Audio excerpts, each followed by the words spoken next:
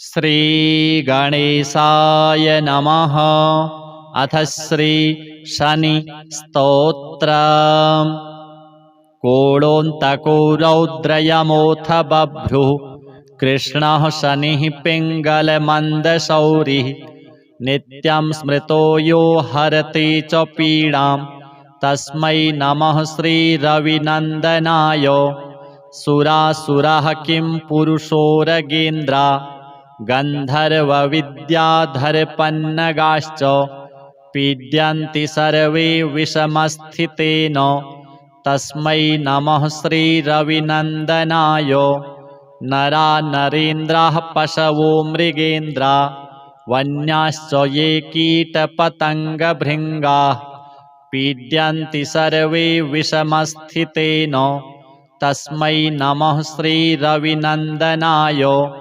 देशाश्च दुर्गाणि वनानि यत्र सेनानिवेशाः पुरपत्तनानि पीड्यन्ति सर्वे विषमस्थितेन तस्मै नमः श्रीरविनन्दनाय। तिलैर्यवैर्माशगुडान्नदानैर्लोहेन नीलाम्बरदानतो वा प्रीणाति मन्त्रैर्निजवासरे च तस्मै नमः श्रीरविनन्दनाय। प्रयागकूले यमुनातटे च सरस्वती पुण्यजले गुहायां यो योगिनां ध्यानगतोऽपि सूक्ष्मस्तस्मै नमः श्रीरविनन्दनाय। अन्यप्रदेशात् स्वगृहं प्रविष्टस्तदीयवारे स नरः सुखी स्यात्। गृहात् गतो यो न पुनः प्रयाति तस्मै नमः श्रीरविनन्दनाय। स्रष्टा स्वयंभूर्भुवनत्रयस्य त्राता हरीशो हरते पिनाकी एकस्त्रिधारिगयजुः साममूर्तिस्तस्मै नमः श्रीरविनन्दनाय। शन्यष्टकं यः प्रयतः प्रभाते नित्यं सुपुत्रैः पशुबान्धवैश्च पठेत्तु सौख्यं भुवि भोगयुक्तः प्राप्नोति निर्वाणपदं तदन्ते। कोणस्थः पिङ्गलो बभ्रुः कृष्णो रौद्रोऽन्तको यमः सौरिः शनैश्चरो मन्दः पिप्पलादेन संस्तुतः। एतानि 10 नामानि प्रातरुत्थाय यः पठेत् शनैश्चरकृता पीडा न कदाचित् भविष्यति। अथ श्री राहु स्तोत्र। शृण्वन्तु मुनयः सर्वे राहुप्रीतिकरं स्तवं सर्वरोगप्रशमनं विषभीतिहरं परं सर्वसम्पत्करं चैव गुह्यमेतदनुत्तमम्। आदरेण प्रवक्ष्यामि श्रूयतामवधानतः।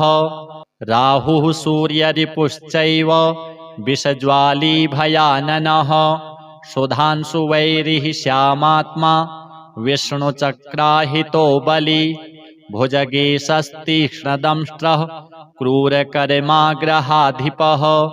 12 नामानि नित्यं यो नियतः पठेत् जप्त्वा तु प्रतिमां रम्यां शीसजां माशसुस्थितां नीलैर्गन्धाक्षतैः पुष्पैः भक्त्या सम्पूज्य यत्नतः विधिना वह्निमादाय दूर्वान्नाज्याहुतिः क्रमात् तन्मन्त्रेणैव जुहुयात् यावद् अष्टोत्तरं शतं। हुत्वैवं भक्तिमान् राहुं प्रार्थयेद्ग्रहनायकं सर्वापदविनिवृत्त्यर्थं प्राञ्जलिः प्रणतो नरः। राहुकरालवदन रविचन्द्रभयङ्कर तमोरूप नमस्तुभ्यं प्रसादं कुरु सर्वदा। सिंहिकासुतसूर्यारे सिद्धगन्धर्वपूजित सिंहवाह नमस्तुभ्यं सर्वान् रोगान् निवारय। कृपाणफलकाहस्त त्रिशूलिनवरदायक गरलातिगरालास्य गदान्मे नाशयाखिलान् स्वरभानो सर्पवदन सुधाकरविमर्दन सुरासुरवरस्तुत्य सर्वदा त्वं प्रसीद मे इति सम्प्रार्थितो राहुः दुष्टस्थानगतोऽपि वा सुप्रीतो जायते तस्य सर्वान् रोगान् विनाशयेत् विषान्नो जायते भीतिः महारोगस्य का कथा सर्वान् कामान् वाप्नोति नष्टं राज्यमवाप्नुयात् एवं पठेदनुदिनं स्तवराजमेतं मर्त्यः प्रसन्नहृदयो विजितेन्द्रियो यः आरोग्यमायुरतुलं लभते सुपुत्रान् सर्वे ग्रहा विषमगाः सुरतिप्रसन्नाः। अथ केतु स्तोत्रम्।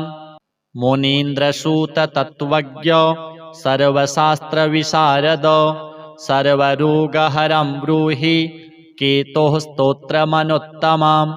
सूत उवाच शृणु गौतम वक्ष्यामि स्तोत्रमेतदनुत्तमम् गुह्याद्गुह्यतमं केतोः ब्रह्मणा कीर्तितं पुरा आद्यः करालवदनो द्वितीयो रक्तलोचनः तृतीयः पिङ्गलाक्षश्च चतुर्थो ज्ञानदायकः पञ्चमः कपिलाक्षश्च षष्ठः कालाग्निसन्निभः सप्तमो हिमगर्भश्च धूम्रवर्णोष्टमस्तथा नवमः कृत्तकण्ठश्च दशमः नरपीठगः एकादशस्तु श्रीकण्ठः द्वादशस्तु गदायुधः द्वादशैते महाक्रूराः सर्वोपद्रवकारकाः पर्वकाले पीड्यन्ति दिवाकरनिशाकरौ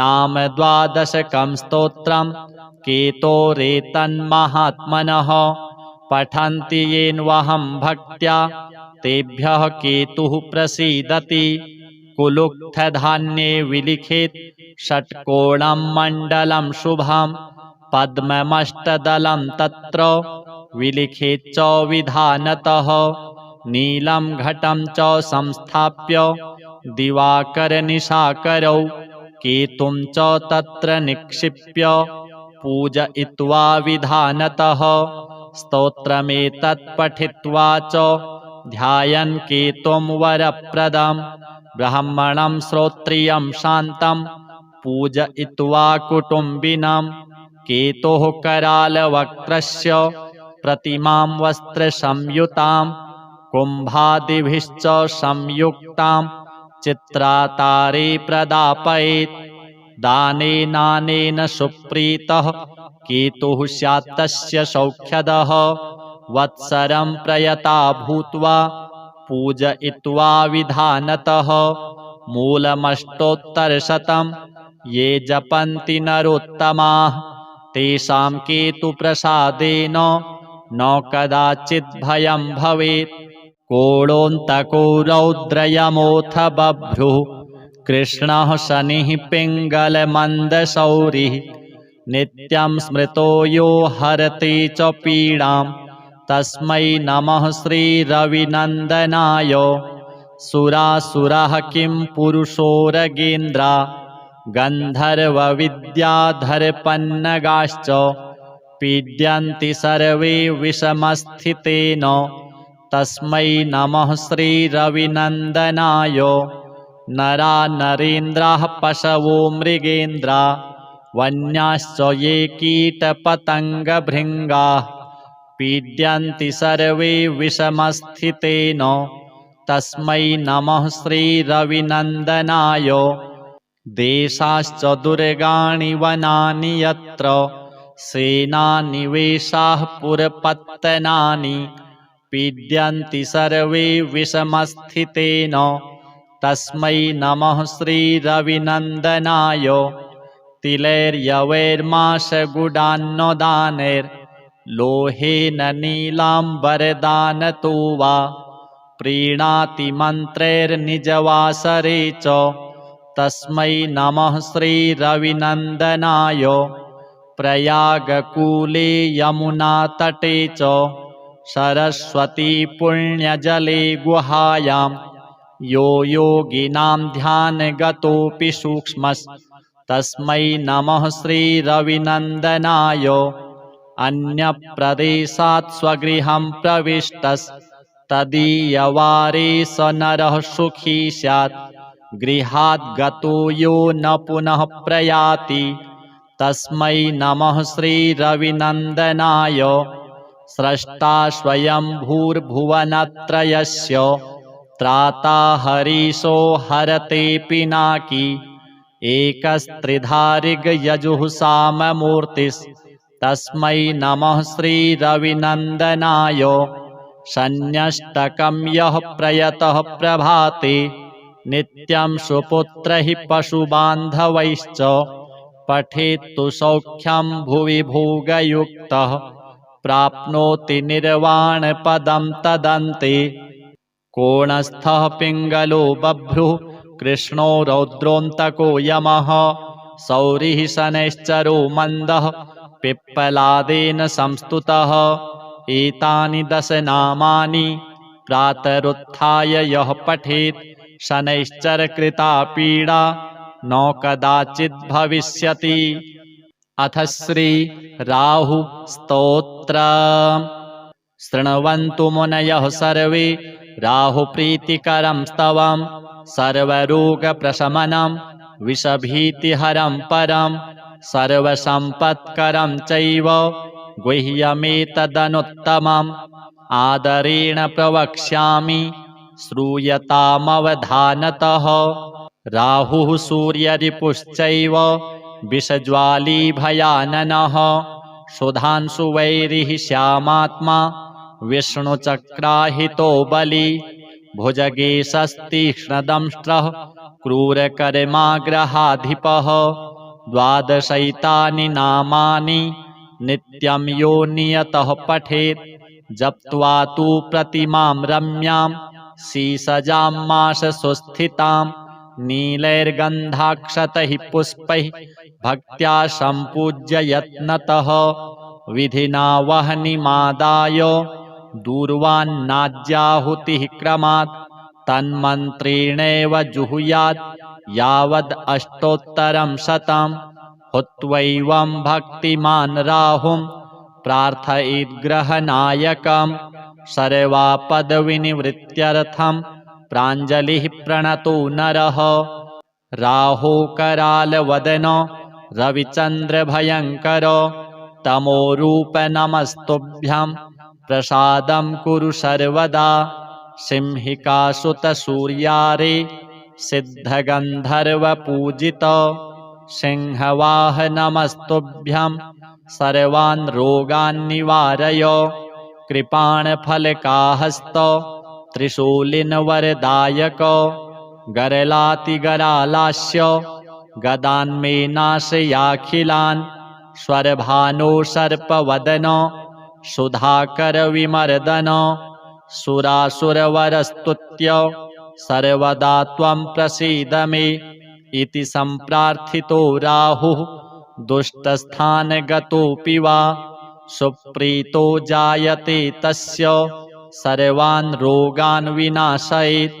विषान्न जायते भीतिः महारोगस्य का कथा सर्वान् कामान् वाप्नोति नष्टं राज्यमवाप्नुयात्।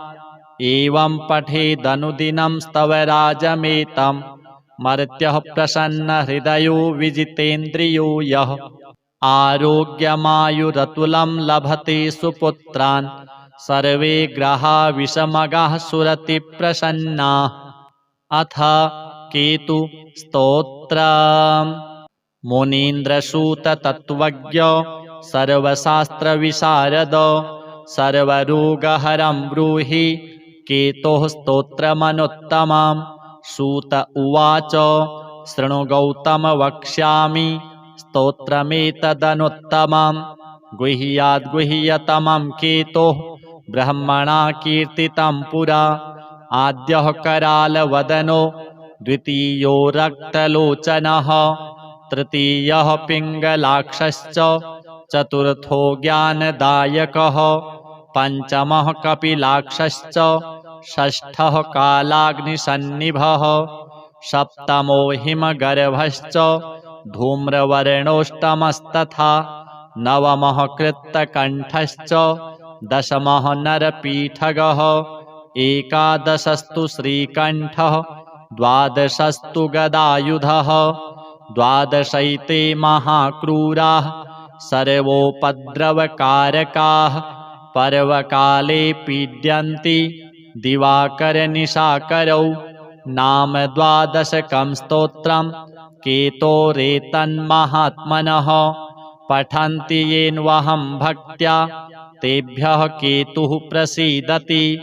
कुलुक्थधान्ये विलिखेत् षट्कोणं मण्डलं शुभं पद्ममष्टदलं तत्र विलिखेत् च विधानतः नीलं घटं च संस्थाप्य दिवाकरनिशाकरौ केतुं च तत्र निक्षिप्य पूजयित्वा विधानतः स्तोत्रमेतत् पठित्वा च ध्यायन् केतुं वरप्रदं ब्राह्मणं श्रोत्रियं शान्तं पूजयित्वा कुटुम्बिनं केतोः करालवक्त्रस्य प्रतिमां वस्त्रसंयुतां कुम्भादिभिश्च संयुक्तां चित्रातारे प्रदापयेत् दानेनानेन सुप्रीतः केतुः स्यात् तस्य सौख्यदः वत्सरं प्रयता भूत्वा पूजयित्वा विधानतः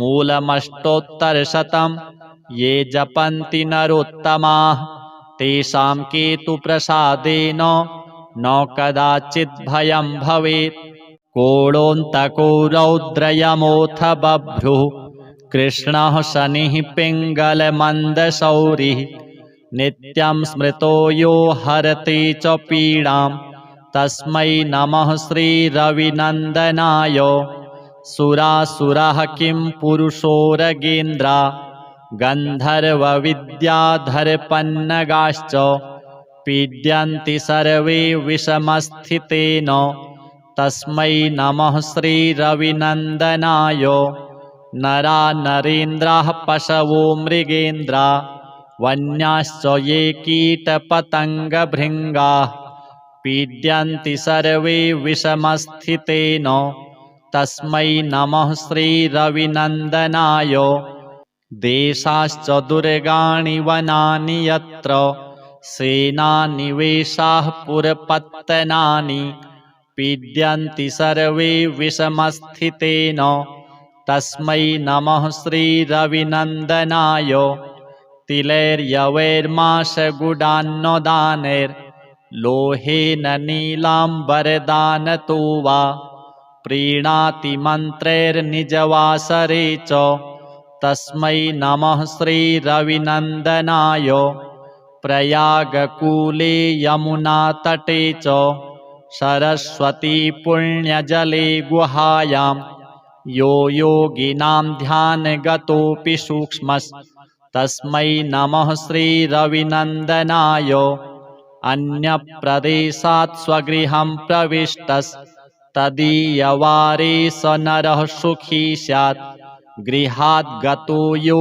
न पुनः प्रयाति तस्मै नमः श्रीरविनन्दनाय स्रष्टा स्वयंभूर्भुवनत्रयस्य त्राता हरीशो हरते पिनाकी एकस्त्रिधारिगयजुः साममूर्तिस्तस्मै नमः श्रीरविनन्दनाय शन्यष्टकं यः प्रयतः प्रभाते नित्यं सुपुत्रैः पशुबान्धवैश्च पठेत्तु सौख्यं भुवि भोगयुक्तः प्राप्नोति निर्वाणपदं तदन्ते कोणस्थः पिङ्गलो बभ्रुः कृष्णो रौद्रोऽन्तको यमः सौरिः शनैश्चरो मन्दः पिप्पलादेन संस्तुतः एतानि 10 नामानि प्रातरुत्थाय यः पठेत् शनैश्चरकृता पीडा न कदाचित् भविष्यति। अथ श्री राहु स्तोत्रम्। शृण्वन्तु मुनयः सर्वे राहुप्रीतिकरं स्तवं सर्वरोगप्रशमनं विषभीतिहरं परं सर्वसम्पत्करं चैव गुह्यमेतदनुत्तमम् आदरेण प्रवक्ष्यामि श्रूयतामवधानतः राहुः सूर्यरिपुश्चैव विषज्वाली भयाननः सुधांशुवैरिः श्यामात्मा विष्णुचक्राहितो बली भुजगेशस्तीक्ष्णदंष्ट्रः क्रूरकर्माग्रहाधिपः द्वादशैतानि नामानि नित्यं यो नियतः पठेत् जप्त्वा तु प्रतिमां रम्यां सीसजां माशसुस्थितां नीलैर्गन्धाक्षतैः पुष्पैः भक्त्या सम्पूज्य यत्नतः विधिना वह्निमादाय दूर्वान्नाज्याहुतिः क्रमात् तन्मन्त्रेणैव जुहुयात् यावद् अष्टोत्तरं शतं हुत्वैवं भक्तिमान् राहुं प्रार्थयेद्ग्रहनायकं सर्वापदविनिवृत्त्यर्थं प्राञ्जलिः प्रणतो नरः राहुकरालवदन रविचन्द्रभयङ्कर तमोरूप नमस्तुभ्यं प्रसादं कुरु सर्वदा सिंहिकासुतसूर्यारे सिद्धगन्धर्वपूजित सिंहवाह नमस्तुभ्यं सर्वान् रोगान् निवारय कृपाणफलकाहस्त त्रिशूलिनवरदायक गरलातिगरालास्य गदान्मे नाशयाखिलान् स्वरभानो सर्पवदन सुधाकरविमर्दन सुरासुरवरस्तुत्य सर्वदा त्वं प्रसीद मे इति सम्प्रार्थितो राहुः दुष्टस्थानगतोऽपि वा सुप्रीतो जायते तस्य सर्वान् रोगान् विनाशयेत् विषान्न जायते भीतिः महारोगस्य का कथा सर्वान् कामान् वाप्नोति नष्टं राज्यमवाप्नुयात् एवं पठेदनुदिनं स्तवराजमेतं मर्त्यः प्रसन्नहृदयो विजितेन्द्रियो यः आरोग्यमायुरतुलं लभते सुपुत्रान् सर्वे ग्रहा विषमगाः सुरतिप्रसन्नाः अथ केतु स्तोत्रम् मुनीन्द्रसूततत्त्वज्ञ सर्वशास्त्रविशारद सर्वरोगहरं ब्रूहि केतोः स्तोत्रमनुत्तमं सूत उवाच शृणु गौतम वक्ष्यामि स्तोत्रमेतदनुत्तमं गुह्याद्गुह्यतमं केतोः ब्रह्मणा कीर्तितं पुरा आद्यः करालवदनो द्वितीयो रक्तलोचनः तृतीयः पिङ्गलाक्षश्च चतुर्थो ज्ञानदायकः पञ्चमः कपिलाक्षश्च षष्ठः कालाग्निसन्निभः सप्तमो हिमगर्भश्च धूम्रवर्णोष्टमस्तथा नवमः कृत्तकण्ठश्च दशमः नरपीठगः एकादशस्तु श्रीकण्ठः द्वादशस्तु गदायुधः द्वादशैते महाक्रूराः सर्वोपद्रवकारकाः पर्वकाले पीड्यन्ति दिवाकरनिशाकरौ नाम द्वादशकं स्तोत्रं केतोरेतन्महात्मनः पठन्ति येन्वहं भक्त्या तेभ्यः केतुः प्रसीदति कुलुक्थधान्ये विलिखेत् षट्कोणं मण्डलं शुभं पद्ममष्टदलं तत्र विलिखेत् च विधानतः नीलं घटं च संस्थाप्य दिवाकरनिशाकरौ केतुं च तत्र निक्षिप्य पूजयित्वा विधानतः स्तोत्रमेतत् पठित्वा च ध्यायन् केतुं वरप्रदं ब्राह्मणं श्रोत्रियं शान्तं पूजयित्वा कुटुम्बिनं केतोः करालवक्त्रस्य प्रतिमां वस्त्रसंयुतां कुम्भादिभिश्च संयुक्तां चित्रातारे प्रदापयेत्। दानेनानेन सुप्रीतः केतुः स्यात् तस्य सौख्यदः। वत्सरं प्रयता भूत्वा पूजयित्वा विधानतः। मूलमष्टोत्तरशतं ये जपन्ति नरोत्तमाः तेषां केतुप्रसादेन न कदाचित् भयं भवेत्। कोणोऽन्तको रौद्रयमोऽथ बभ्रुः कृष्णः शनिः पिङ्गलमन्दशौरिः। नित्यं स्मृतो यो हरति च पीडां तस्मै नमः श्रीरविनन्दनाय। सुरासुरः किं पुरुषोरगेन्द्रा गन्धर्वविद्याधरपन्नगाश्च पीड्यन्ति सर्वे विषमस्थितेन तस्मै नमः श्रीरविनन्दनाय। नरा नरेन्द्राः पशवो मृगेन्द्रा वन्याश्च ये कीटपतङ्गभृङ्गाः पीड्यन्ति सर्वे विषमस्थितेन तस्मै नमः श्रीरविनन्दनाय। देशाश्च दुर्गाणि वनानि यत्र सेनानिवेशाः पुरपत्तनानि पीड्यन्ति सर्वे विषमस्थितेन तस्मै नमः श्रीरविनन्दनाय। तिलैर्यवैर्माशगुडान्नदानैर्लोहेन नीलाम्बरदानतो वा प्रीणाति मन्त्रैर्निजवासरे च तस्मै नमः श्रीरविनन्दनाय। प्रयागकूले यमुनातटे च सरस्वती पुण्यजले गुहायां यो योगिनां ध्यानगतोऽपि सूक्ष्मस्तस्मै नमः श्रीरविनन्दनाय। अन्यप्रदेशात् स्वगृहं प्रविष्टस्तदीयवारे स नरः सुखी स्यात्। गृहात् गतो यो न पुनः प्रयाति तस्मै नमः श्रीरविनन्दनाय। स्रष्टा स्वयंभूर्भुवनत्रयस्य त्राता हरीशो हरते पिनाकी एकस्त्रिधारिगयजुः साममूर्तिस्तस्मै नमः श्रीरविनन्दनाय। शन्यष्टकं यः प्रयतः प्रभाते नित्यं सुपुत्रैः पशुबान्धवैश्च पठेत्तु सौख्यं भुवि भोगयुक्तः प्राप्नोति निर्वाणपदं तदन्ते। कोणस्थः पिङ्गलो बभ्रुः कृष्णो रौद्रोऽन्तको यमः सौरिः शनैश्चरो मन्दः पिप्पलादेन संस्तुतः। एतानि 10 नामानि प्रातरुत्थाय यः पठेत् शनैश्चरकृता पीडा न कदाचित् भविष्यति। अथ श्री राहु स्तोत्रम्। शृण्वन्तु मुनयः सर्वे राहुप्रीतिकरं स्तवं सर्वरोगप्रशमनं विषभीतिहरं परं सर्वसम्पत्करं चैव गुह्यमेतदनुत्तमम्। आदरेण प्रवक्ष्यामि श्रूयतामवधानतः।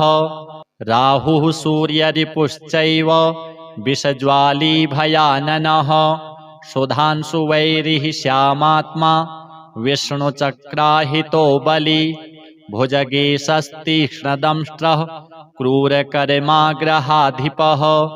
12 नामानि नित्यं यो नियतः पठेत् जप्त्वा तु प्रतिमां रम्यां शीसजां माशसुस्थितां नीलैर्गन्धाक्षतैः पुष्पैः भक्त्या सम्पूज्य यत्नतः विधिना वह्निमादाय दूर्वान्नाज्याहुतिः क्रमात् तन्मन्त्रेणैव जुहुयात् यावद् अष्टोत्तरं शतं। हुत्वैवं भक्तिमान् राहुं प्रार्थयेद्ग्रहनायकं सर्वापदविनिवृत्त्यर्थं प्राञ्जलिः प्रणतो नरः। राहो करालवदन रविचन्द्रभयङ्कर तमोरूप नमस्तुभ्यं प्रसादं कुरु सर्वदा सिंहिकासुतसूर्यारे सिद्धगन्धर्वपूजित सिंहवाहनमस्तुभ्यं सर्वान् रोगान् निवारय कृपाणफलकाहस्त त्रिशूलिनवरदायक गरलातिगरालास्य गदान्मे नाशयाखिलान् स्वरभानो सर्पवदन सुधाकरविमर्दन सुरासुरवरस्तुत्य सर्वदा त्वं प्रसीद मे इति सम्प्रार्थितो राहुः दुष्टस्थानगतोऽपि वा सुप्रीतो जायते तस्य सर्वान् रोगान् विनाशयेत् विषान्नो जायते भीतिः महारोगस्य का कथा सर्वान् कामान् वाप्नोति नष्टं राज्यमवाप्नुयात् एवं पठेदनुदिनं स्तवराजमेतं मर्त्यः प्रसन्नहृदयो विजितेन्द्रियो यः आरोग्यमायुरतुलं लभते सुपुत्रान् सर्वे ग्रहा विषमगाः सुरतिप्रसन्नाः। अथ केतु स्तोत्रम्।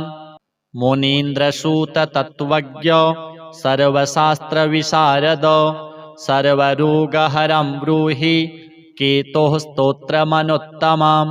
सूत उवाच शृणु गौतम वक्ष्यामि स्तोत्रमेतदनुत्तमम् गुह्याद्गुह्यतमं केतोः ब्रह्मणा कीर्तितं पुरा आद्यः करालवदनो द्वितीयो रक्तलोचनः तृतीयः पिङ्गलाक्षश्च चतुर्थो ज्ञानदायकः पञ्चमः कपिलाक्षश्च षष्ठः कालाग्निसन्निभः सप्तमो हिमगर्भश्च धूम्रवर्णोष्टमस्तथा नवमः कृत्तकण्ठश्च दशमः नरपीठगः एकादशस्तु श्रीकण्ठः द्वादशस्तु गदायुधः द्वादशैते महाक्रूराः सर्वोपद्रवकारकाः पर्वकाले पीड्यन्ति दिवाकरनिशाकरौ नाम द्वादशकं स्तोत्रं केतोरेतन्महात्मनः पठन्ति येन्वहं भक्त्या तेभ्यः केतुः प्रसीदति कुलुक्थधान्ये विलिखेत् षट्कोणं मण्डलं शुभं पद्ममष्टदलं तत्र विलिखेच्च विधानतः नीलं घटं च संस्थाप्य दिवाकरनिशाकरौ केतुं च तत्र निक्षिप्य पूजयित्वा विधानतः स्तोत्रमेतत् पठित्वा च ध्यायन् केतुं वरप्रदं ब्राह्मणं श्रोत्रियं शान्तं पूजयित्वा कुटुम्बिनं केतोः करालवक्त्रस्य प्रतिमां वस्त्रसंयुतां कुम्भादिभिश्च संयुक्तां चित्रातारे प्रदापयेत् दानेनानेन सुप्रीतः केतुः स्यात् तस्य सौख्यदः वत्सरं प्रयता भूत्वा पूजयित्वा विधानतः मूलमष्टोत्तरशतं ये जपन्ति नरोत्तमाः तेषां केतुप्रसादेन न कदाचित् भयं भवेत् कोणोऽन्तको रौद्रयमोऽथ बभ्रुः कृष्णः शनिः पिङ्गलमन्दशौरिः नित्यं स्मृतो यो हरति च पीडां तस्मै नमः श्रीरविनन्दनाय सुरासुरः किं पुरुषोरगेन्द्रा गन्धर्वविद्याधरपन्नगाश्च पीड्यन्ति सर्वे विषमस्थितेन तस्मै नमः श्रीरविनन्दनाय नरा नरेन्द्राः पशवो मृगेन्द्रा वन्याश्च ये कीटपतङ्गभृङ्गाः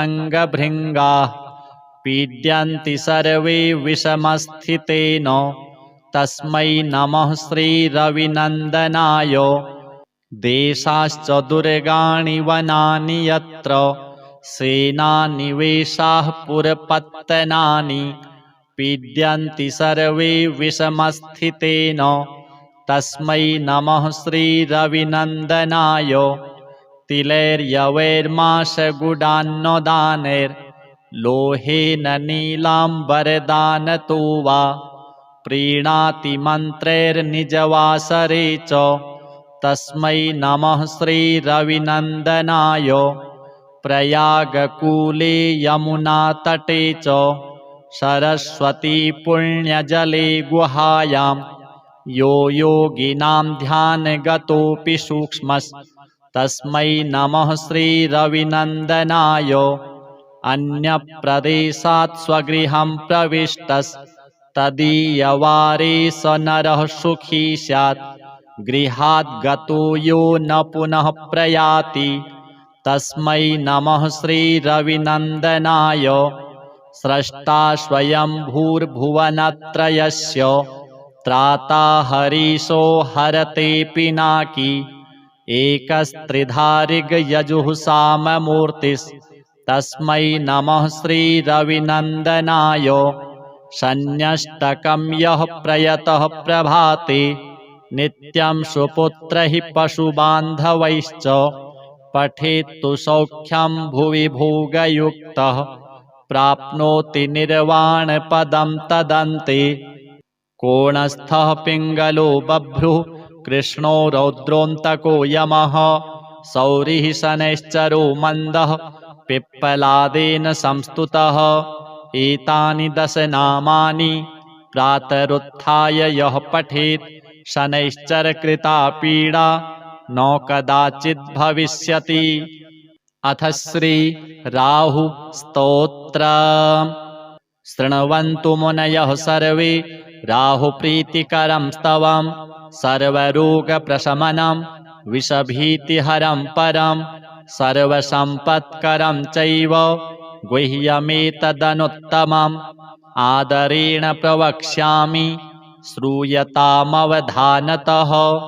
राहुः सूर्यरिपुश्चैव विषज्वाली भयाननः सुधांशुवैरिः श्यामात्मा विष्णुचक्राहितो बली भुजगेशस्तीक्ष्णदंष्ट्रः क्रूरकर्माग्रहाधिपः 12 नामानि नित्यं यो नियतः पठेत् जप्त्वा तु प्रतिमां रम्यां शीसजां माशसुस्थितां नीलैर्गन्धाक्षतैः पुष्पैः भक्त्या सम्पूज्य यत्नतः विधिना वह्निमादाय दूर्वान्नाज्याहुतिः क्रमात् तन्मन्त्रेणैव जुहुयात् यावद् अष्टोत्तरं शतं हुत्वैवं भक्तिमान् राहुं प्रार्थयेद्ग्रहनायकं सर्वापदविनिवृत्त्यर्थं प्राञ्जलिः प्रणतो नरः। राहो करालवदन रविचन्द्रभयङ्कर तमोरूप नमस्तुभ्यं प्रसादं कुरु सर्वदा सिंहिकासुतसूर्यारे सिद्धगन्धर्वपूजित सिंहवाह नमस्तुभ्यं सर्वान् रोगान् निवारय कृपाणफलकाहस्त त्रिशूलिनवरदायक गरलातिगरालास्य गदान्मे नाशयाखिलान् स्वरभानो सर्पवदन सुधाकरविमर्दन सुरासुरवरस्तुत्य सर्वदा त्वं प्रसीद मे इति सम्प्रार्थितो राहुः दुष्टस्थानगतोऽपि वा सुप्रीतो जायते तस्य सर्वान् रोगान् विनाशयेत् विषान्नो जायते भीतिः महारोगस्य का कथा सर्वान् कामान् वाप्नोति नष्टं राज्यमवाप्नुयात् एवं पठेदनुदिनं स्तवराजमेतं मर्त्यः प्रसन्नहृदयो विजितेन्द्रियो यः आरोग्यमायुरतुलं लभते सुपुत्रान् सर्वे ग्रहा विषमगाः सुरतिप्रसन्नाः। अथ केतु स्तोत्रम्। मुनीन्द्रसूततत्त्वज्ञ सर्वशास्त्रविशारद सर्वरोगहरं ब्रूहि केतोः स्तोत्रमनुत्तमम् सूत उवाच शृणु गौतम वक्ष्यामि स्तोत्रमेतदनुत्तमम् गुह्याद्गुह्यतमं केतोः ब्रह्मणा कीर्तितं पुरा आद्यः करालवदनो द्वितीयो रक्तलोचनः तृतीयः पिङ्गलाक्षश्च चतुर्थो ज्ञानदायकः पञ्चमः कपिलाक्षश्च षष्ठः कालाग्निसन्निभः सप्तमो हिमगर्भश्च धूम्रवर्णोष्टमस्तथा नवमः कृत्तकण्ठश्च दशमः नरपीठगः एकादशस्तु श्रीकण्ठः द्वादशस्तु गदायुधः द्वादशैते महाक्रूराः सर्वोपद्रवकारकाः पर्वकाले पीड्यन्ति दिवाकरनिशाकरौ नाम द्वादशकं स्तोत्रं केतोरेतन्महात्मनः पठन्ति येन्वहं भक्त्या तेभ्यः केतुः प्रसीदति कुलुक्थधान्ये विलिखेत् षट्कोणं मण्डलं शुभं पद्ममष्टदलं तत्र विलिखेच्च विधानतः नीलं घटं च संस्थाप्य दिवाकरनिशाकरौ केतुं च तत्र निक्षिप्य पूजयित्वा विधानतः स्तोत्रमेतत् पठित्वा च ध्यायन् केतुं वरप्रदं ब्राह्मणं श्रोत्रियं शान्तं पूजयित्वा कुटुम्बिनं केतोः करालवक्त्रस्य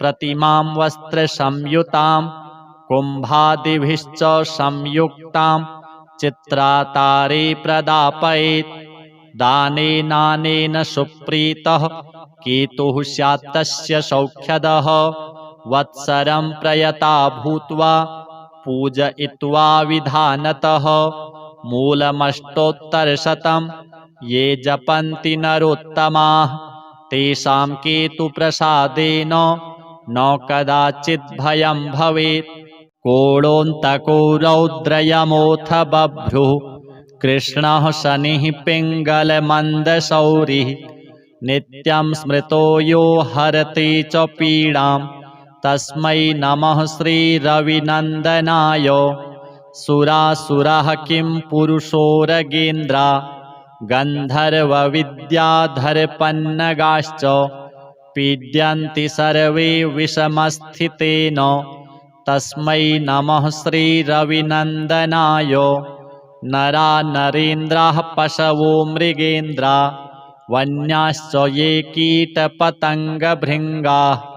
पीड्यन्ति सर्वे विषमस्थितेन तस्मै नमः श्रीरविनन्दनाय देशाश्च दुर्गाणि वनानि यत्र सेनानिवेशाः पुरपत्तनानि पीड्यन्ति सर्वे विषमस्थितेन तस्मै नमः श्रीरविनन्दनाय तिलैर्यवैर्माशगुडान्नदानैर्लोहेन नीलाम्बरदानतो वा प्रीणाति मन्त्रैर्निजवासरे च तस्मै नमः श्रीरविनन्दनाय प्रयागकूले यमुनातटे च सरस्वती पुण्यजले गुहायां यो योगिनां ध्यानगतोऽपि सूक्ष्मस्तस्मै नमः श्रीरविनन्दनाय अन्यप्रदेशात् स्वगृहं प्रविष्टस्तदीयवारे स नरः सुखी स्यात् गृहात् गतो यो न पुनः प्रयाति तस्मै नमः श्रीरविनन्दनाय स्रष्टा स्वयंभूर्भुवनत्रयस्य त्राता हरीशो हरते पिनाकी एकस्त्रिधारिगयजुः साममूर्तिस्तस्मै नमः श्रीरविनन्दनाय शन्यष्टकं यः प्रयतः प्रभाते नित्यं सुपुत्रैः पशुबान्धवैश्च पठेत्तु सौख्यं भुवि भोगयुक्तः प्राप्नोति निर्वाणपदं तदन्ते कोणस्थः पिङ्गलो बभ्रुः कृष्णो रौद्रोऽन्तको यमः सौरिः शनैश्चरो मन्दः पिप्पलादेन संस्तुतः। एतानि 10 नामानि प्रातरुत्थाय यः पठेत् शनैश्चरकृता पीडा न कदाचित् भविष्यति। अथ श्री राहु स्तोत्रम्। शृण्वन्तु मुनयः सर्वे राहुप्रीतिकरं स्तवं। सर्वरोगप्रशमनं विषभीतिहरं परं सर्वसम्पत्करं चैव गुह्यमेतदनुत्तमम्। आदरेण प्रवक्ष्यामि श्रूयतामवधानतः। राहुः सूर्यरिपुश्चैव विषज्वाली भयाननः। सुधांशुवैरिः श्यामात्मा विष्णुचक्राहितो बली। भुजगेशस्तीक्ष्णदंष्ट्रः क्रूरकर्माग्रहाधिपः। 12 नामानि नित्यं यो नियतः पठेत्। जप्त्वा तु प्रतिमां रम्यां शीसजां माशसुस्थितां। नीलैर्गन्धाक्षतैः पुष्पैः भक्त्या सम्पूज्य यत्नतः। विधिना वह्निमादाय दूर्वान्नाज्याहुतिः क्रमात्। तन्मन्त्रेणैव जुहुयात् यावद् अष्टोत्तरं शतम्। हुत्वैवं भक्तिमान् राहुं प्रार्थयेद्ग्रहनायकम्। सर्वापदविनिवृत्त्यर्थं प्राञ्जलिः प्रणतो नरः। राहो करालवदनो रविचन्द्रभयङ्कर। तमोरूप नमस्तुभ्यं प्रसादं कुरु सर्वदा। सिंहिकासुतसूर्यारे सिद्धगन्धर्वपूजित। सिंहवाह नमस्तुभ्यं सर्वान् रोगान् निवारय। कृपाणफलकाहस्त त्रिशूलिनवरदायक। गरलातिगरालास्य गदान्मे नाशयाखिलान्। स्वरभानो सर्पवदन सुधाकरविमर्दन। सुरासुरवरस्तुत्य सर्वदा त्वं प्रसीद मे। इति सम्प्रार्थितो राहुः दुष्टस्थानगतोऽपि वा। सुप्रीतो जायते तस्य सर्वान् रोगान् विनाशयेत्। विषान्नो जायते भीतिः महारोगस्य का कथा। सर्वान् कामान् वाप्नोति नष्टं राज्यमवाप्नुयात्। एवं पठेदनुदिनं स्तवराजमेतं। मर्त्यः प्रसन्नहृदयो विजितेन्द्रियो यः। आरोग्यमायुरतुलं लभते सुपुत्रान्। सर्वे ग्रहा विषमगाः सुरतिप्रसन्नाः। अथ केतु स्तोत्रम्। मुनीन्द्रसूत तत्त्वज्ञ सर्वशास्त्रविशारद। सर्वरोगहरं ब्रूहि केतोः स्तोत्रमनुत्तमम्। सूत उवाच शृणु गौतम वक्ष्यामि स्तोत्रमेतदनुत्तमम्। गुह्याद्गुह्यतमं केतोः ब्रह्मणा कीर्तितं पुरा। आद्यः करालवदनो द्वितीयो रक्तलोचनः। तृतीयः पिङ्गलाक्षश्च चतुर्थो ज्ञानदायकः। पञ्चमः कपिलाक्षश्च षष्ठः कालाग्निसन्निभः। सप्तमो हिमगर्भश्च धूम्रवर्णोष्टमस्तथा। नवमः कृत्तकण्ठश्च दशमः नरपीठगः। एकादशस्तु श्रीकण्ठः द्वादशस्तु गदायुधः। द्वादशैते महाक्रूराः सर्वोपद्रवकारकाः। पर्वकाले पीड्यन्ति दिवाकरनिशाकरौ। नाम 12 स्तोत्रं केतोरेतन्महात्मनः। पठन्ति येन्वहं भक्त्या तेभ्यः केतुः प्रसीदति। कुलुक्थधान्ये विलिखेत् षट्कोणं मण्डलं शुभं। पद्ममष्टदलं तत्र विलिखेच्च विधानतः। नीलं घटं च संस्थाप्य दिवाकरनिशाकरौ। केतुं च तत्र निक्षिप्य पूजयित्वा विधानतः स्तोत्रमेतत् पठित्वा च ध्यायन् केतुं वरप्रदं ब्राह्मणं श्रोत्रियं शान्तं पूजयित्वा कुटुम्बिनं केतोः करालवक्त्रस्य प्रतिमां वस्त्रसंयुतां कुम्भादिभिश्च संयुक्तां चित्रातारे प्रदापयेत् दानेनानेन सुप्रीतः केतुः स्यात् तस्य सौख्यदः वत्सरं प्रयता भूत्वा पूजयित्वा विधानतः मूलमष्टोत्तरशतं ये जपन्ति नरोत्तमाः तेषां केतुप्रसादेन न कदाचित् भयं भवेत्। कोणोऽन्तको रौद्रयमोऽथ बभ्रुः कृष्णः शनिः पिङ्गलमन्दशौरिः नित्यं स्मृतो यो हरति च पीडां तस्मै नमः श्रीरविनन्दनाय। सुरासुरः किं पुरुषोरगेन्द्रा गन्धर्वविद्याधरपन्नगाश्च पीड्यन्ति सर्वे विषमस्थितेन तस्मै नमः श्रीरविनन्दनाय। नरा नरेन्द्राः पशवो मृगेन्द्रा वन्याश्च ये कीटपतङ्गभृङ्गाः पीड्यन्ति सर्वे विषमस्थितेन तस्मै नमः श्रीरविनन्दनाय। देशाश्च दुर्गाणि वनानि यत्र सेनानिवेशाः पुरपत्तनानि पीड्यन्ति सर्वे विषमस्थितेन तस्मै नमः श्रीरविनन्दनाय। तिलैर्यवैर्माशगुडान्नदानैर्लोहेन नीलाम्बरदानतो वा प्रीणाति मन्त्रैर्निजवासरे च तस्मै नमः श्रीरविनन्दनाय। प्रयागकूले यमुनातटे च सरस्वती पुण्यजले गुहायां यो योगिनां ध्यानगतोऽपि सूक्ष्मस्तस्मै नमः श्रीरविनन्दनाय।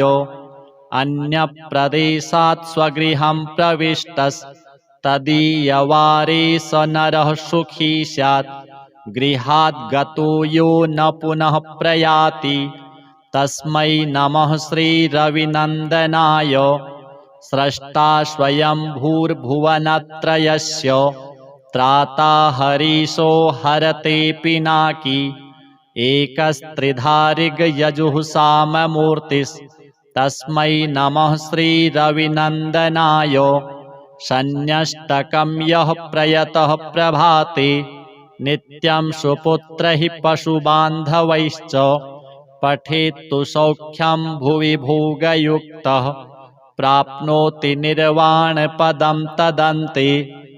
कोणस्थः पिङ्गलो बभ्रुः कृष्णो रौद्रोऽन्तको यमः सौरिः शनैश्चरो मन्दः पिप्पलादेन संस्तुतः।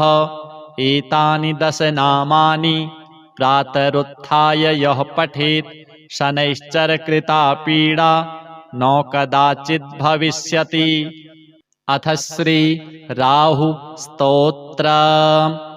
शृण्वन्तु मुनयः सर्वे राहुप्रीतिकरं स्तवं सर्वरोगप्रशमनं विषभीतिहरं परं सर्वसम्पत्करं चैव गुह्यमेतदनुत्तमम् आदरेण प्रवक्ष्यामि श्रूयतामवधानतः। राहुः सूर्यरिपुश्चैव विषज्वाली भयाननः सुधांशुवैरिः श्यामात्मा विष्णुचक्राहितो बली भुजगेशस्तीक्ष्णदंष्ट्रः क्रूरकर्माग्रहाधिपः। 12 नामानि नित्यं यो नियतः पठेत् जप्त्वा तु प्रतिमां रम्यां शीसजां माशसुस्थितां नीलैर्गन्धाक्षतैः पुष्पैः भक्त्या सम्पूज्य यत्नतः विधिना वह्निमादाय दूर्वान्नाज्याहुतिः क्रमात् तन्मन्त्रेणैव जुहुयात् यावद् 800 शतं हुत्वैवं भक्तिमान् राहुं प्रार्थयेद्ग्रहनायकं सर्वापदविनिवृत्त्यर्थं प्राञ्जलिः प्रणतो नरः। राहुकरालवदनो रविचन्द्रभयङ्कर तमोरूप नमस्तुभ्यं प्रसादं कुरु सर्वदा। सिंहिकासुतसूर्यारे सिद्धगन्धर्वपूजित सिंहवाहन नमस्तुभ्यं सर्वान् रोगान् निवारय। कृपाणफलकाहस्त त्रिशूलिनवरदायक गरलातिगरालास्य गदान्मे नाशयाखिलान्। स्वरभानो सर्पवदन सुधाकरविमर्दन सुरासुरवरस्तुत्य सर्वदा त्वं प्रसीद मे इति सम्प्रार्थितो राहुः दुष्टस्थानगतोऽपि वा सुप्रीतो जायते तस्य सर्वान् रोगान् विनाशयेत्। विषान्नो जायते भीतिः महारोगस्य का कथा सर्वान् कामान् वाप्नोति नष्टं राज्यमवाप्नुयात्। एवं पठेदनुदिनं स्तवराजमेतं मर्त्यः प्रसन्नहृदयो विजितेन्द्रियो यः। आरोग्यमायुरतुलं लभते सुपुत्रान् सर्वे ग्रहा विषमगाः सुरतिप्रसन्नाः। अथ केतु स्तोत्रम्। मुनीन्द्रसूत तत्त्वज्ञ सर्वशास्त्रविशारद सर्वरोगहरं ब्रूहि केतोः स्तोत्रमनुत्तमम्। सूत उवाच शृणु गौतम वक्ष्यामि स्तोत्रमेतदनुत्तमम्। गुह्याद्गुह्यतमं केतोः ब्रह्मणा कीर्तितं पुरा। आद्यः करालवदनो द्वितीयो रक्तलोचनः तृतीयः पिङ्गलाक्षश्च चतुर्थो ज्ञानदायकः पञ्चमः कपिलाक्षश्च षष्ठः कालाग्निसन्निभः सप्तमो हिमगर्भश्च धूम्रवर्णोष्टमस्तथा नवमः कृत्तकण्ठश्च दशमः नरपीठगः एकादशस्तु श्रीकण्ठः द्वादशस्तु गदायुधः द्वादशैते महाक्रूराः सर्वोपद्रवकारकाः पर्वकाले पीड्यन्ति दिवाकरनिशाकरौ। नाम द्वादशकं स्तोत्रं केतोरेतन्महात्मनः पठन्ति येन्वहं भक्त्या तेभ्यः केतुः प्रसीदति। कुलुक्थधान्ये विलिखेत् षट्कोणं मण्डलं शुभं पद्ममष्टदलं तत्र विलिखेच्च विधानतः। नीलं घटं च संस्थाप्य दिवाकरनिशाकरौ केतुं च तत्र निक्षिप्य पूजयित्वा विधानतः। स्तोत्रमेतत् पठित्वा च ध्यायन् केतुं वरप्रदं ब्राह्मणं श्रोत्रियं शान्तं पूजयित्वा कुटुम्बिनं। केतोः करालवक्त्रस्य प्रतिमां वस्त्रसंयुतां कुम्भादिभिश्च संयुक्तां चित्रातारे प्रदापयेत्। दानेनानेन सुप्रीतः केतुः स्यात् तस्य सौख्यदः। वत्सरं प्रयता भूत्वा पूजयित्वा विधानतः। मूलमष्टोत्तरशतं ये जपन्ति नरोत्तमाः तेषां केतुप्रसादेन न कदाचित् भयं भवेत्।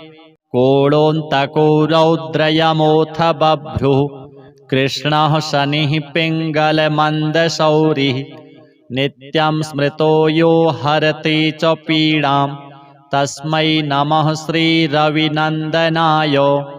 सुरासुरः किं पुरुषोरगेन्द्रा गन्धर्वविद्याधरपन्नगाश्च पीड्यन्ति सर्वे विषमस्थितेन तस्मै नमः श्रीरविनन्दनाय। नरा नरेन्द्राः पशवो मृगेन्द्रा वन्याश्च ये कीटपतङ्गभृङ्गाः पीड्यन्ति सर्वे विषमस्थितेन तस्मै नमः श्रीरविनन्दनाय देशाश्च दुर्गाणि वनानि यत्र सेनानिवेशाः पुरपत्तनानि पीड्यन्ति सर्वे विषमस्थितेन तस्मै नमः श्रीरविनन्दनाय तिलैर्यवैर्माशगुडान्नदानैर्लोहेन नीलाम्बरदानतो वा प्रीणाति मन्त्रैर्निजवासरे च तस्मै नमः श्रीरविनन्दनाय प्रयागकूले यमुनातटे च सरस्वती पुण्यजले गुहायां यो योगिनां ध्यानगतोऽपि सूक्ष्मस्तस्मै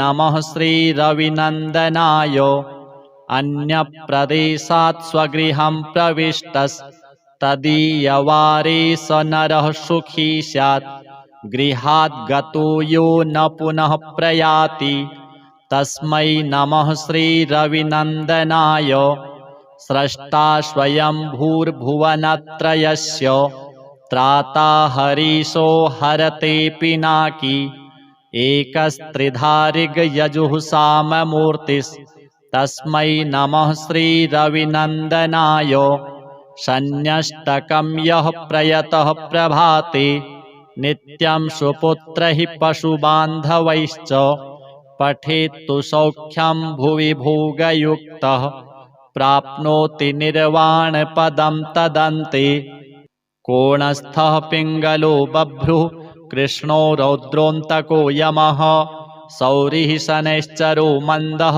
पिप्पलादेन संस्तुतः एतानि 10 नामानि प्रातरुत्थाय यः पठेत् शनैश्चरकृता पीडा न कदाचित् भविष्यति। अथ श्री राहु स्तोत्रम्।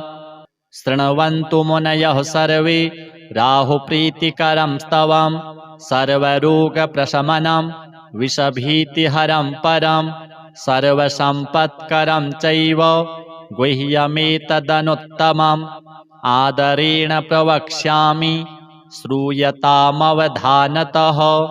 राहुः सूर्यरिपुश्चैव विषज्वाली भयाननः सुधांशुवैरिः श्यामात्मा विष्णुचक्राहितो बली भुजगेशस्तीक्ष्णदंष्ट्रः क्रूरकर्माग्रहाधिपः 12 नामानि नित्यं यो नियतः पठेत् जप्त्वा तु प्रतिमां रम्यां शीसजां माशसुस्थितां नीलैर्गन्धाक्षतैः पुष्पैः भक्त्या सम्पूज्य यत्नतः विधिना वह्निमादाय दूर्वान्नाज्याहुतिः क्रमात् तन्मन्त्रेणैव जुहुयात् यावद् अष्टोत्तरं शतं हुत्वैवं भक्तिमान् राहुं प्रार्थयेद्ग्रहनायकं सर्वापदविनिवृत्त्यर्थं प्राञ्जलिः प्रणतो नरः। राहोकरालवदन रविचन्द्रभयङ्कर तमोरूप नमस्तुभ्यं प्रसादं कुरु सर्वदा सिंहिकासुतसूर्यारे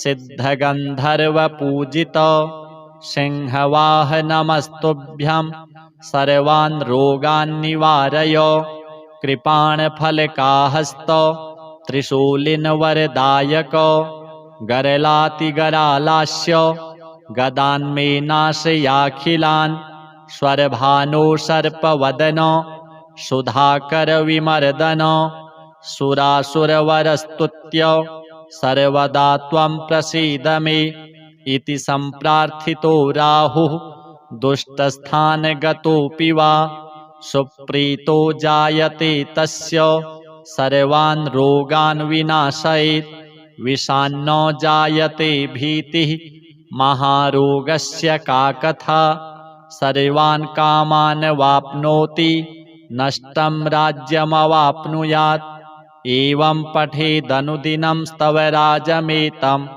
मर्त्यः प्रसन्नहृदयो विजितेन्द्रियो यः आरोग्यमायुरतुलं लभते सुपुत्रान् सर्वे ग्रहा विषमगाः सुरतिप्रसन्नाः। अथ केतु स्तोत्रम्। मुनीन्द्रसूततत्त्वज्ञ सर्वशास्त्रविशारद सर्वरोगहरं ब्रूहि केतोः स्तोत्रमनुत्तमम्। सूत उवाच शृणु गौतम वक्ष्यामि स्तोत्रमेतदनुत्तमम्। गुह्याद् गुह्यतमं केतोः ब्रह्मणा कीर्तितं पुरा। आद्यः करालवदनो द्वितीयो रक्तलोचनः तृतीयः पिङ्गलाक्षश्च चतुर्थो ज्ञानदायकः पञ्चमः कपिलाक्षश्च षष्ठः कालाग्निसन्निभः सप्तमो हिमगर्भश्च धूम्रवर्णोष्टमस्तथा नवमः कृत्तकण्ठश्च दशमः नरपीठगः एकादशस्तु श्रीकण्ठः द्वादशस्तु गदायुधः द्वादशैते महाक्रूराः सर्वोपद्रवकारकाः पर्वकाले पीड्यन्ति दिवाकरनिशाकरौ। नाम द्वादशकं स्तोत्रं केतोरेतन्महात्मनः पठन्ति येन्वहं भक्त्या तेभ्यः केतुः प्रसीदति।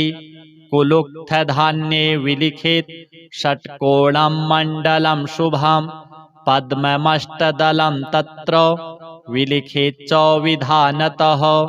नीलं घटं च संस्थाप्य दिवाकरनिशाकरौ केतुं च तत्र निक्षिप्य पूजयित्वा विधानतः।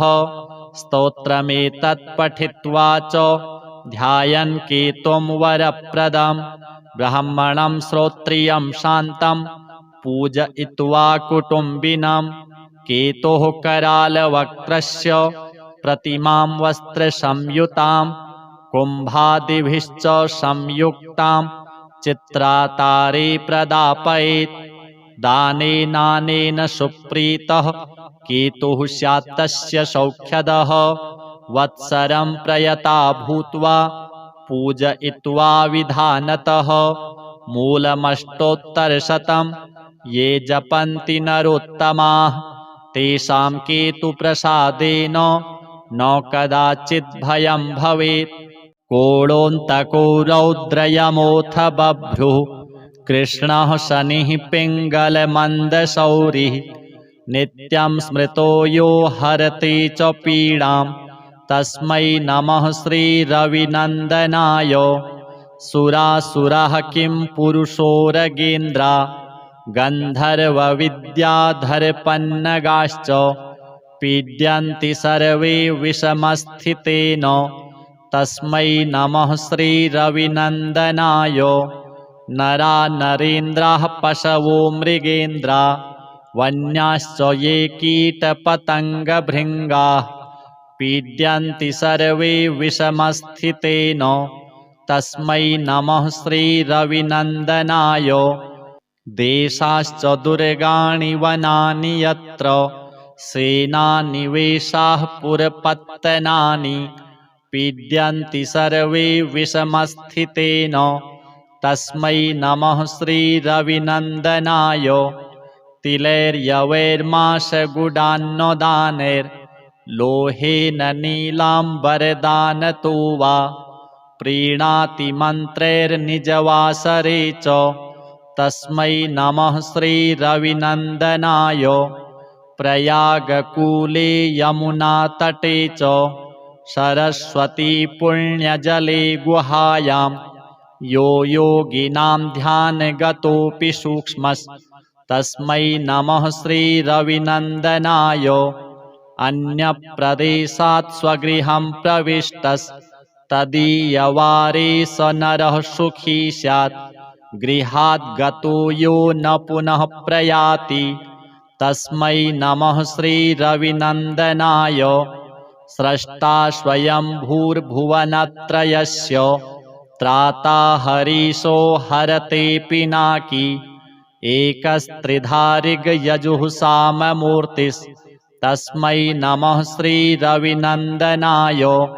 शन्यष्टकं यः प्रयतः प्रभाते नित्यं सुपुत्रैः पशुबान्धवैश्च पठेत्तु सौख्यं भुवि भोगयुक्तः प्राप्नोति निर्वाणपदं तदन्ते।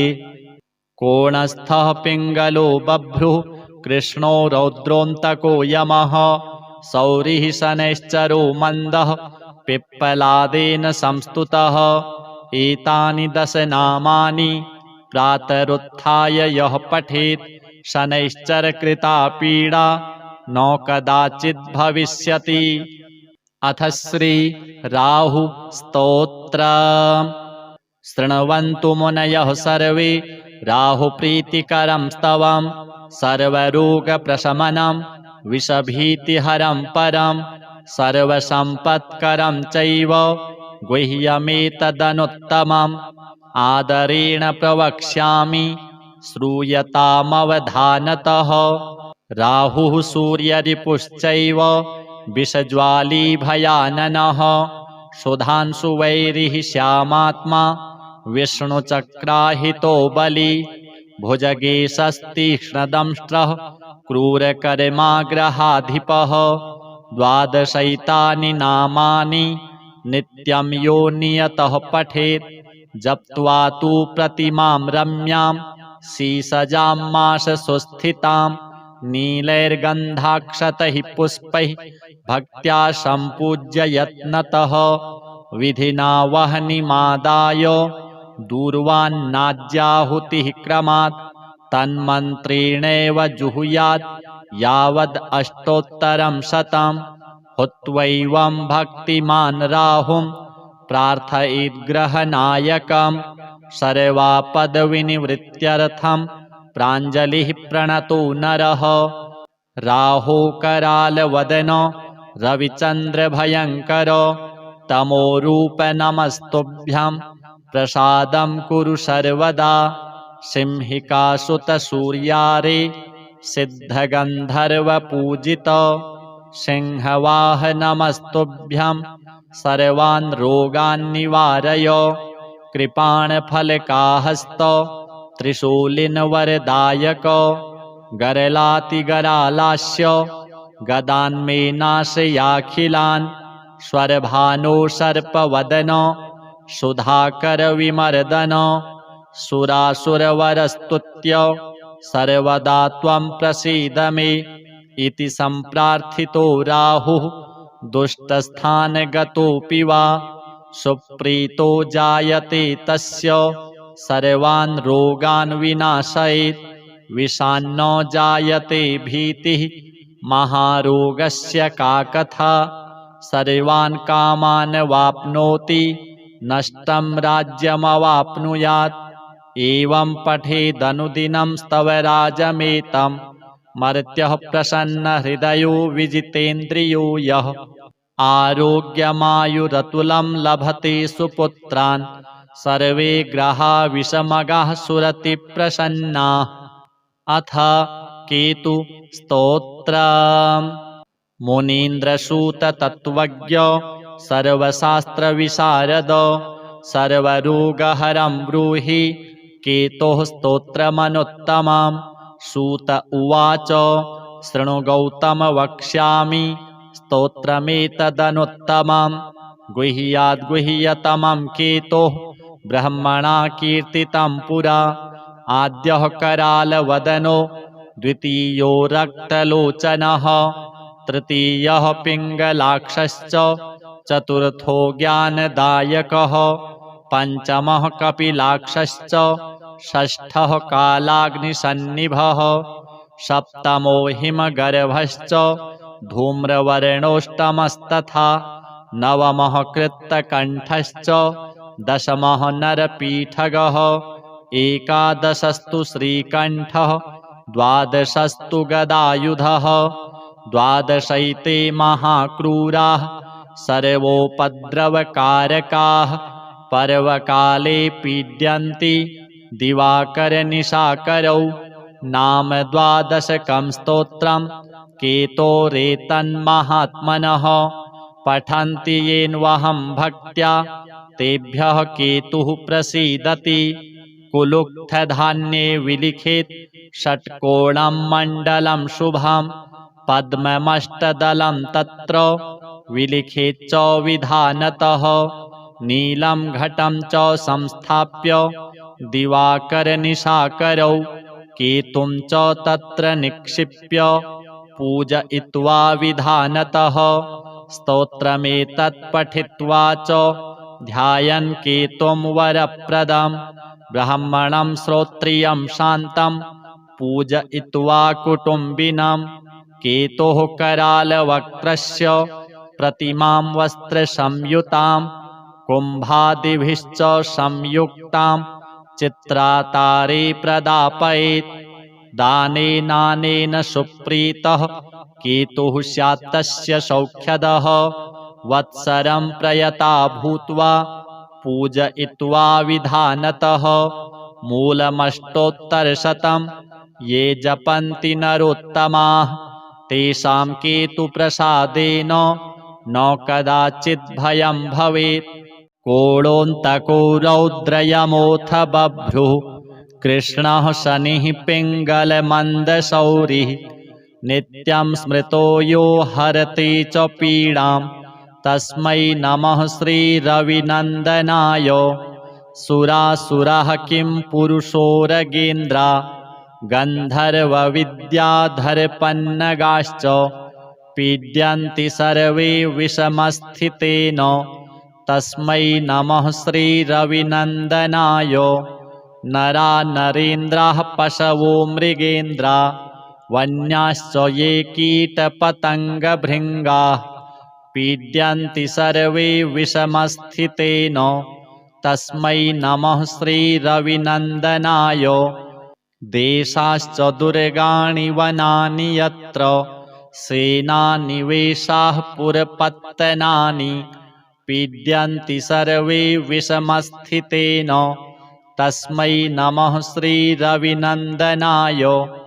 तिलैर्यवैर्माशगुडान्नदानैर्लोहेन नीलाम्बरदानतो वा प्रीणाति मन्त्रैर्निजवासरे च तस्मै नमः श्रीरविनन्दनाय। प्रयागकूले यमुनातटे च सरस्वती पुण्यजले गुहायां यो योगिनां ध्यानगतोऽपि सूक्ष्मस्तस्मै नमः श्रीरविनन्दनाय।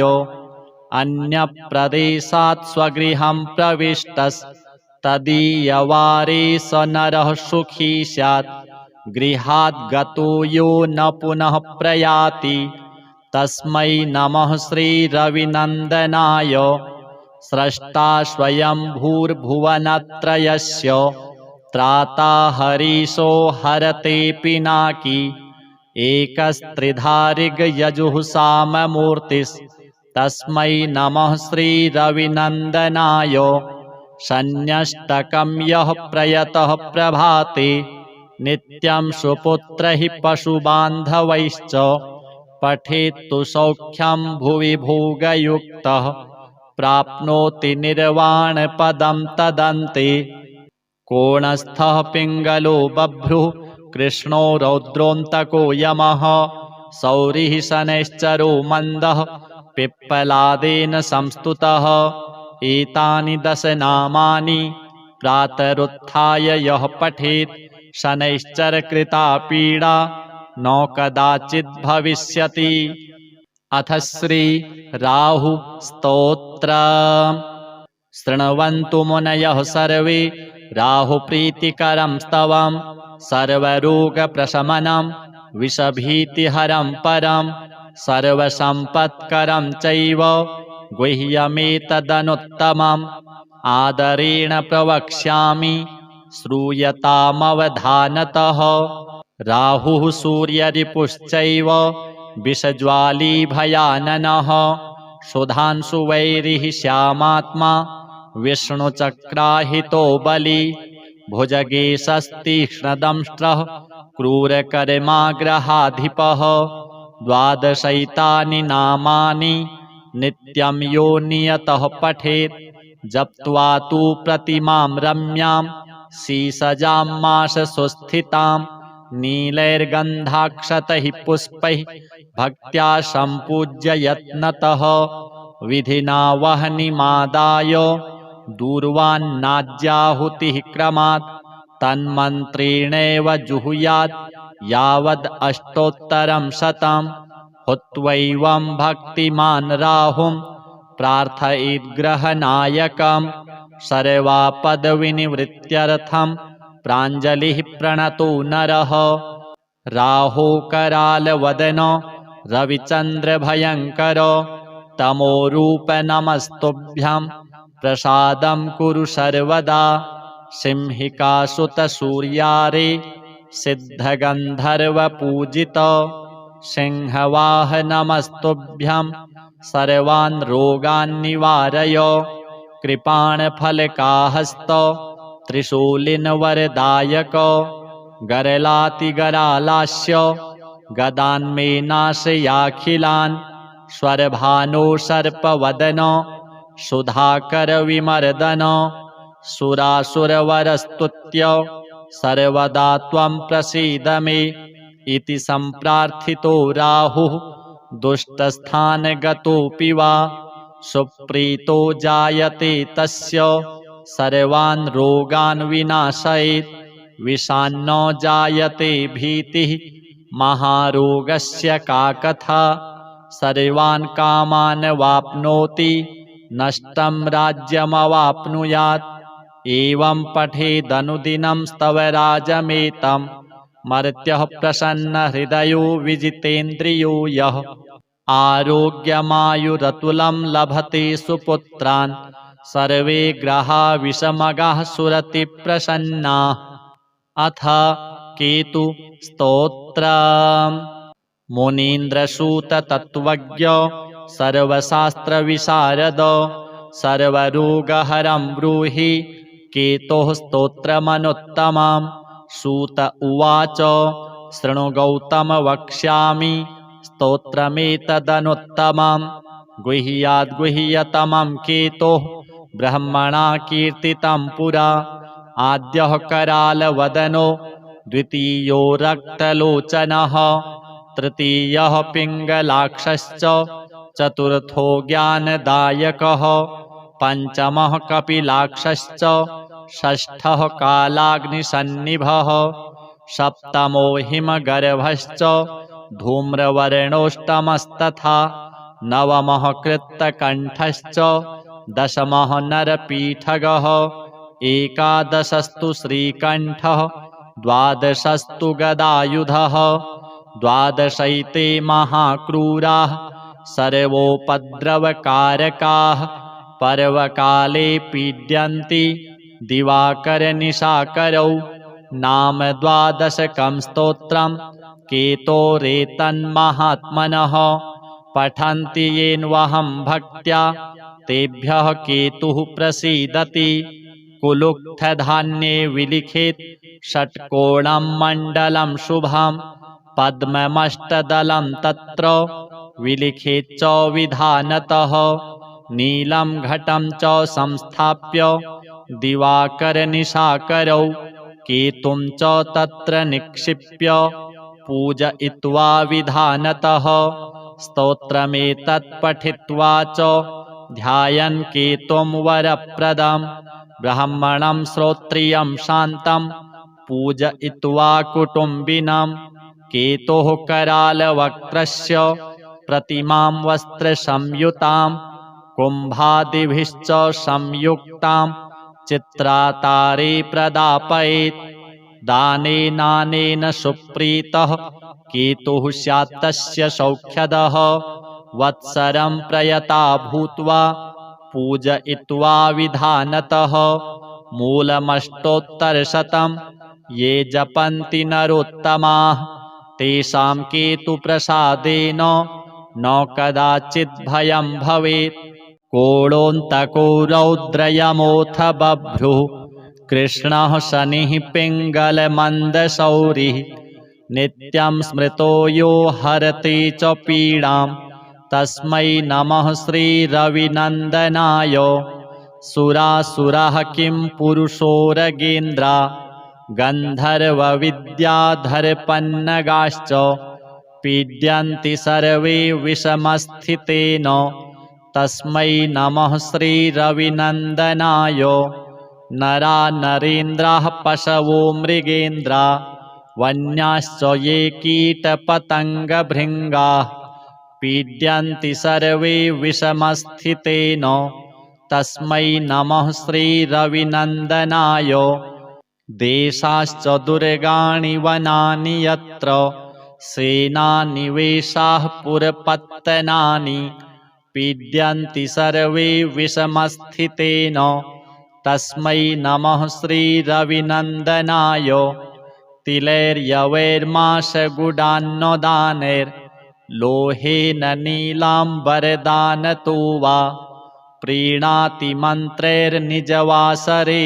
च तस्मै नमः श्रीरविनन्दनाय प्रयागकूले यमुनातटे च सरस्वती पुण्यजले गुहायां यो योगिनां ध्यानगतोऽपि सूक्ष्मस्तस्मै नमः श्रीरविनन्दनाय अन्यप्रदेशात् स्वगृहं प्रविष्टस्तदीयवारे स नरः सुखी स्यात् गृहात् गतो यो न पुनः प्रयाति तस्मै नमः श्रीरविनन्दनाय स्रष्टा स्वयंभूर्भुवनत्रयस्य त्राता हरीशो हरते पिनाकी एकस्त्रिधारिगयजुःसाममूर्तिस्तस्मै नमः श्रीरविनन्दनाय शन्यष्टकं यः प्रयतः प्रभाते नित्यं सुपुत्रैः पशुबान्धवैश्च पठेत्तु सौख्यं भुवि भोगयुक्तः प्राप्नोति निर्वाणपदं तदन्ते कोणस्थः पिङ्गलो बभ्रुः कृष्णो रौद्रोऽन्तको यमः सौरिः शनैश्चरो मन्दः पिप्पलादेन संस्तुतः एतानि 10 नामानि प्रातरुत्थाय यः पठेत् शनैश्चरकृता पीडा न कदाचित् भविष्यति। अथ श्री राहु स्तोत्र। शृण्वन्तु मुनयः सर्वे राहुप्रीतिकरं स्तवं सर्वरोगप्रशमनं विषभीतिहरं परं सर्वसम्पत्करं चैव गुह्यमेतदनुत्तमम् आदरेण प्रवक्ष्यामि श्रूयतामवधानतः। राहुः सूर्यरिपुश्चैव विषज्वाली भयाननः सुधांशुवैरिः श्यामात्मा विष्णुचक्राहितो बली भुजगेशस्तीक्ष्णदंष्ट्रः क्रूरकर्माग्रहाधिपः 12 नामानि नित्यं यो नियतः पठेत् जप्त्वा तु प्रतिमां रम्यां शीसजां माशसुस्थितां नीलैर्गन्धाक्षतैः पुष्पैः भक्त्या सम्पूज्य यत्नतः विधिना वह्निमादाय दूर्वान्नाज्याहुतिः क्रमात् तन्मन्त्रेणैव जुहुयात् यावद् अष्टोत्तरं शतं हुत्वैवं भक्तिमान् राहुं प्रार्थयेद्ग्रहनायकं सर्वापदविनिवृत्त्यर्थं प्राञ्जलिः प्रणतो नरः। राहोकरालवदनो रविचन्द्रभयङ्कर तमोरूप नमस्तुभ्यं प्रसादं कुरु सर्वदा सिंहिकासुतसूर्यारे सिद्धगन्धर्वपूजित सिंहवाह नमस्तुभ्यं सर्वान् रोगान् निवारय कृपाणफलकाहस्त त्रिशूलिनवरदायक गरलातिगरालास्य गदान्मे नाशयाखिलान् स्वरभानो सर्पवदन सुधाकरविमर्दन सुरासुरवरस्तुत्य सर्वदा त्वं प्रसीद मे इति सम्प्रार्थितो राहुः दुष्टस्थानगतोऽपि वा सुप्रीतो जायते तस्य सर्वान् रोगान् विनाशयेत् विषान्नो जायते भीतिः महारोगस्य का कथा सर्वान् कामान् वाप्नोति नष्टं राज्यमवाप्नुयात् एवं पठेदनुदिनं स्तवराजमेतं मर्त्यः प्रसन्नहृदयो विजितेन्द्रियो यः आरोग्यमायुरतुलं लभते सुपुत्रान् सर्वे ग्रहा विषमगाः सुरतिप्रसन्नाः। अथ केतु स्तोत्रम्। मुनीन्द्रसूत तत्त्वज्ञ सर्वशास्त्रविशारद सर्वरोगहरं ब्रूहि केतोः स्तोत्रमनुत्तमम्। सूत उवाच शृणु गौतम वक्ष्यामि स्तोत्रमेतदनुत्तमम्। गुह्याद्गुह्यतमं केतोः ब्रह्मणा कीर्तितं पुरा। आद्यः करालवदनो द्वितीयो रक्तलोचनः तृतीयः पिङ्गलाक्षश्च चतुर्थो ज्ञानदायकः पञ्चमः कपिलाक्षश्च षष्ठः कालाग्निसन्निभः सप्तमो हिमगर्भश्च धूम्रवर्णोष्टमस्तथा नवमः कृत्तकण्ठश्च दशमः नरपीठगः एकादशस्तु श्रीकण्ठः द्वादशस्तु गदायुधः द्वादशैते महाक्रूराः सर्वोपद्रवकारकाः पर्वकाले पीड्यन्ति दिवाकरनिशाकरौ। नाम द्वादशकं स्तोत्रं केतोरेतन्महात्मनः पठन्ति येन्वहं भक्त्या तेभ्यः केतुः प्रसीदति। कुलुक्थधान्ये विलिखेत् षट्कोणं मण्डलं शुभं पद्ममष्टदलं तत्र विलिखेत् च विधानतः नीलं घटं च संस्थाप्य दिवाकरनिशाकरौ केतुं च तत्र निक्षिप्य पूजयित्वा विधानतः स्तोत्रमेतत् पठित्वा च ध्यायन् केतुं वरप्रदं ब्राह्मणं श्रोत्रियं शान्तं पूजयित्वा कुटुम्बिनं केतोः करालवक्त्रस्य प्रतिमां वस्त्रसंयुतां कुम्भादिभिश्च संयुक्तां चित्रातारे प्रदापयेत्। दानेनानेन सुप्रीतः केतुः स्यात् तस्य सौख्यदः वत्सरं प्रयता भूत्वा पूजयित्वा विधानतः मूलमष्टोत्तरशतं ये जपन्ति नरोत्तमाः तेषां केतुप्रसादेन न कदाचित् भयं भवेत्।